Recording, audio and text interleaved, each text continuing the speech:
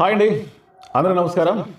Megastar Chiranjeevi, victory Venkatesh వీళ్ళిద్దరి కలయికలో మొట్టమొదటిసారిగా నాకు తెలిసినంత వరకు ఈ అగ్ర హీరోలు ఏ డైరెక్టర్ ప్రయత్నించినా కానీ అంటే ప్రయత్నాలు జరగొచ్చులే కానీ ఎప్పుడు కూడా ఈ అగ్ర హీరోల కలయికలలో ఇంతవరకు ఒక్క సినిమా కూడా రాలేదు. కానీ అనిల్ రావిపూడి దర్శకత్వంలో వచ్చిన మనశంకర వరప్రసాద్ ఈ సినిమా 2026 సంక్రాంతి పండుగ సందర్భంగా 12వ తారీఖున విడుదల కానుందండి. అంటే అనిల్ రావిపూడి దర్శకత్వంలో దాదాపు ఇప్పటికి బాలకృష్ణ గారు, వెంకటేష్ గారు, నెక్స్ట్ ఇప్పుడు చిరంజీవి గారు. వెంకటేష్ గారు అయితే దాదాపు ఒక 3 సినిమాలేమో అతను చేసినట్టుంది.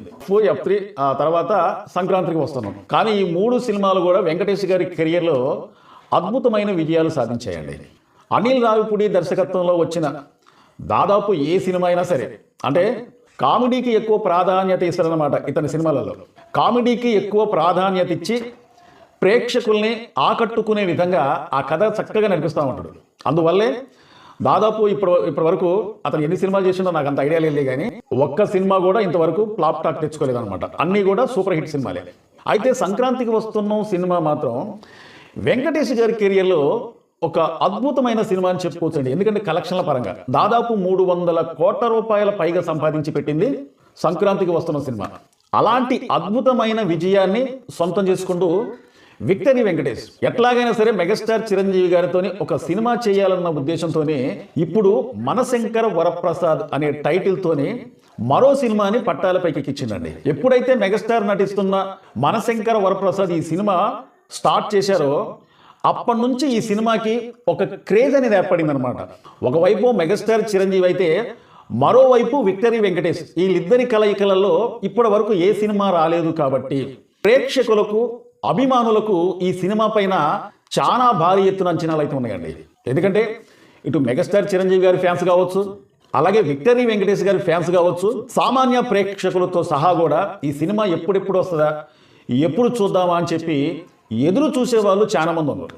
అయితే అనిల్ రావిపూడి గారి ప్రతి ఒక్క సినిమా కూడా చెప్పుకోవాలంటే అతని సినిమాని ప్రమోషన్ చాలా బాగా చేస్తారండి. ఎందుకంటే ఈ సినిమా స్టార్ట్ అయిన కానుంచి ఫస్ట్ ముహూర్తం కానుంచి ఇప్పటి వరకు కనీసం 2 వారాలకు ఒక అప్డేటు, 3 వారాలకు ఒక అప్డేటు, సినిమాకు సంబంధించిన ఏదో ఒక అప్డేట్ అనేది అప్పటి నుంచి జనాల మధ్యలో, ప్రతి ఒక్క ప్రేక్షకుల మధ్యలో ఎప్పుడైతే ఈ సినిమాకు సంబంధించిన అప్డేట్ వస్తుందో ఆ సినిమా గురించి మాట్లాడుకోవడం ఎక్కువైపోయింది.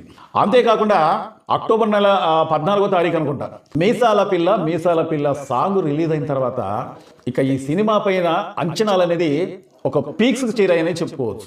అంతకుముందు కాస్తో కోస్తో ఈ సినిమా పైన ఒక అంచనా అనేది ఉంది. కానీ ఎప్పుడైతే మీసాల పిల్ల సాంగ్ రిలీజ్ అయిన తర్వాత చిరంజీవి గారిని చూసిన తర్వాత ఆ సాంగ్లో నిజంగా ఇతను చిరంజీవేనా, అసలు 70 సంవత్సరాల వయసు అంటే చిరంజీవి గారిని ఆ సాంగ్లో చూడండి అసలు ఎవ్వరు నమ్మరు. 30 నుంచి 40 సంవత్సరాల యువకుడిలాగా సినిమాలో ఆ పాటలో కానొచ్చిందనమాట. అయితే ఆ సాంగ్ రిలీజ్ అయిన తర్వాత ఎవ్వరు కూడా ఊహించలేదండి. దాదాపు ఇప్పుడు 100 మిలియన్లకు చేరుకుంటుందట ఆ సాంగ్ అనేది. అంటే 100 మిలియన్ల వ్యూస్ అనేది సంపాదించుకుంటుంది. మరి గొప్ప విషయం కదా. ఇంకొక విషయం ఇక్కడ మాట్లాడుకోవాలి. ఎక్కడ ఈ సినిమా పైన క్రేజ్ అనేది జనాలలో పెరిగిద్దో, ఈ సినిమా పైన ఎక్కువ ప్రేక్షకుల మధ్య అంచనాలు మించిపోతున్నాయన్న ఉద్దేశంతోనే ఈ సినిమా పైన అంటే ఇక షూటింగ్ జరుపుకోక ముందే, అంటే సినిమా షూటింగ్ పూర్తవక ముందే ఈ సినిమా పైన విష ప్రచారం చల్లటానికి చాలా మంది ప్రయత్నించారండి. అది ఎన్ని విధాలుగా ప్రయత్నించారో ప్రతి ఒక్కరు కూడా చూశారు. ఎన్నో విధాలుగా చిరంజీవి గారి సినిమాని ఎట్లయినా సరే సంక్రాంతికి వస్తుంది కాబట్టి ఎట్లయినా ఈ సినిమాని సర్వనాశనం చేద్దామని చెప్పి చాలా విధాలుగా ప్రయత్నించారు.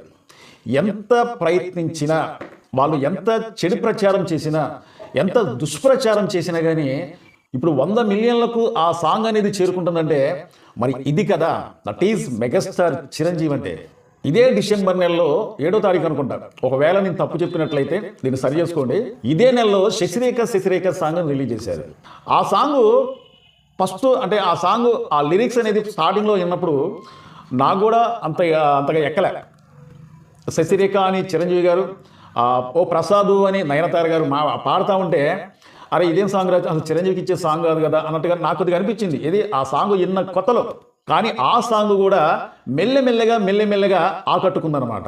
మరి డిసెంబర్ 30వ తారీఖున మెగాస్టార్ చిరంజీవి, విక్టరీ వెంకటేష్ కలిసి డాన్స్ వేస్తూ ఒక సంక్రాంతికి సంబంధించిన సాంగ్ రిలీజ్ చేశారండి. అద్భుతమైన సాంగ్ అని చెప్పుకోవచ్చు. నిజంగా ఆ సాంగ్ ఇన్నా కొద్దీ సంక్రాంతి పండగ ఈ రోజే వచ్చేసిందేమో అన్నంత ఇది కనిపించింది అనమాట. మెగాస్టార్ చిరంజీవి, విక్టరీ వెంకటేష్ వీళ్ళిద్దరు కూడా ఒకళ్ళ చేతుల నుంచి మరొకళ్ళ చేతుల్లోకి ఇలాగ కళ్ళదోడు తీసుకొని స్టైల్గా వాళ్ళిద్దరు ఒకేసారి పెట్టుకొని ఆ చిరంజీవి గారిని పొగుడుతూ వెంకటేష్ గారిని పొగుడుతూ మెగాస్టార్ చిరంజీవి గారు వాళ్ళిద్దరు కూడా ఒకరిని ఒకరు పొగుడుతూ ఆ సాంగ్ మొత్తం కూడా కానొచ్చిందనమాట. ఆ సాంగ్లో ఒక బ్లాక్ కళ్ళదోడు పెట్టుకొని ఒక తెల్ల పంచె, ఇద్దరు కూడా తెల్ల పంచెలు కట్టుకొని ఒక చెరుకు కర్ర ఇద్దరు కూడా చెరుకు కర్ర పట్టుకొని కూడా డాన్స్ చేస్తూ ఉంటే నాకు నిజంగా కొన్ని మనం పాత సినిమాలలో చూసాం.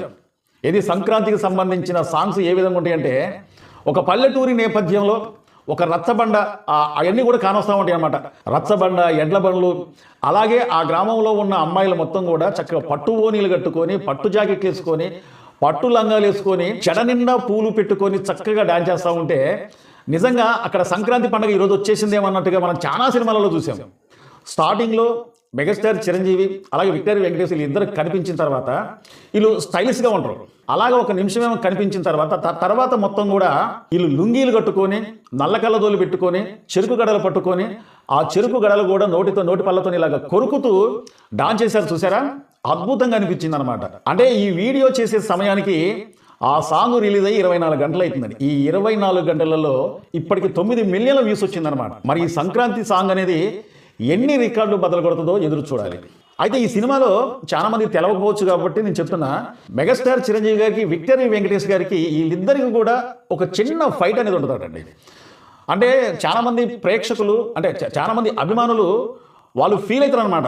అంటే మా హీరోని కొడతాడా, లేకపోతే మా హీరోకి ఎక్కువ దెబ్బలు తగిలినాయి, లేకపోతే మా హీరోకి ఆ హీరో కొడితే కింద పడిపోవటం ఏంటని చెప్పి ఇప్పటి నుంచే కాదులేండి, పాత సినిమాల కానుంచి కూడా ఒక ఫీలింగ్ అనేది ఉంటుంది కొంతమంది ప్రేక్షకులు, కొంతమంది అంటే ఇంతకుముందు RRR సినిమాలో కూడా మనం ఒకసారి గమనించినట్లయితే రామ్ చరణ్ తేజ, జూనియర్ ఎన్టీఆర్ వీళ్ళిద్దరికి కూడా ఒక పవర్ఫుల్ ఫైట్ ఉంటుంది.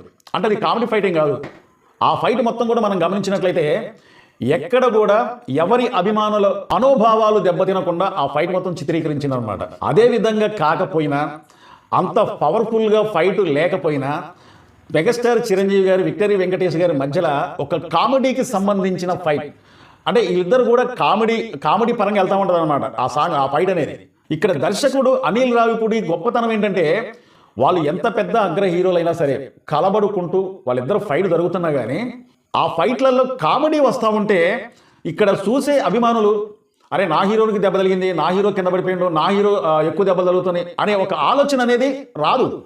ఆ ఆలోచన అనేది రాకుండా ఉండాలంటే వీళ్ళిద్దరి మధ్యలో మంచి కామెడీ ఫైట్, అంటే కామెడీ కలగలిపి వీళ్ళిద్దరిని కూడా ఫైట్ చేస్తూ ఆ ఫైట్ చిత్రీకరించారట. నాకు తెలిసినంత వరకు దాదాపు ఈ సినిమా ఒక 60-65% కూడా కామెడీ నేపథ్యంలో నడుస్తుంది.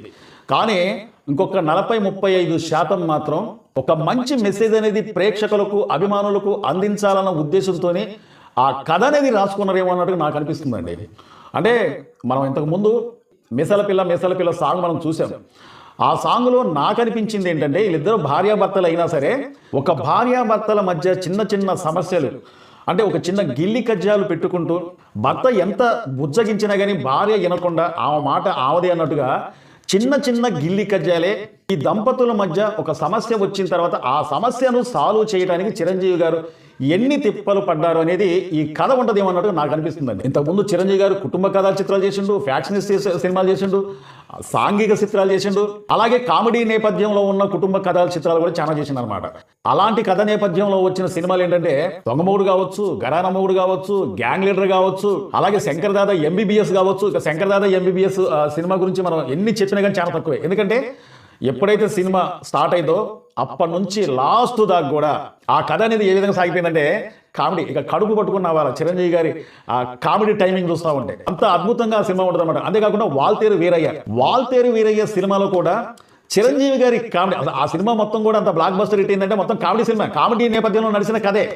అంతేకాకుండా అందరివాడు ఈ సినిమాలు మొత్తం కూడా కుటుంబ కథతో పాటు కామెడీని జోడించి ఆ సినిమాలో ఒక మంచి మెసేజ్ని ప్రేక్షకులకు అందించే సినిమాలు అనమాట ఈ మొత్తం కూడా. అలాంటి నేపథ్యంలో వచ్చే సినిమే మనశంకర వరప్రసాద్. మరి మెగాస్టార్ చిరంజీవి గారి అభిమానులు కావచ్చు, విక్టరీ వెంకటేష్ అభిమానులు కావచ్చు, సంక్రాంతి పండుగను ఏ విధంగా అయితే సెలబ్రేషన్ చేసుకుంటారో అలాగే ఈ సినిమాను చూసి కూడా సెలబ్రేషన్ చేసుకోవాలని చెప్పి కోరుకుంటూ, చాలా మంది మా వీడియో చూస్తున్నారు కానీ సబ్స్క్రైబ్ చేసుకోకుండా చూస్తున్నారంటే దయచేసి మీరు మమ్మల్ని సబ్స్క్రైబ్ చేసుకుంటే మమ్మల్ని ఎంకరేజ్ చేసేగా ఈ వీడియోపై ఒక లైక్ చేయండి, మీ అమూల్యమైన కామెంట్ తెలుపుతారని చెప్పి కోరుకుంటూ, మా వీడియో నచ్చితే సబ్స్క్రైబ్ చేసుకోండి. మరో మంచి వీడియోతో మళ్ళీ మేము ముందుకు వస్తా. Thank you.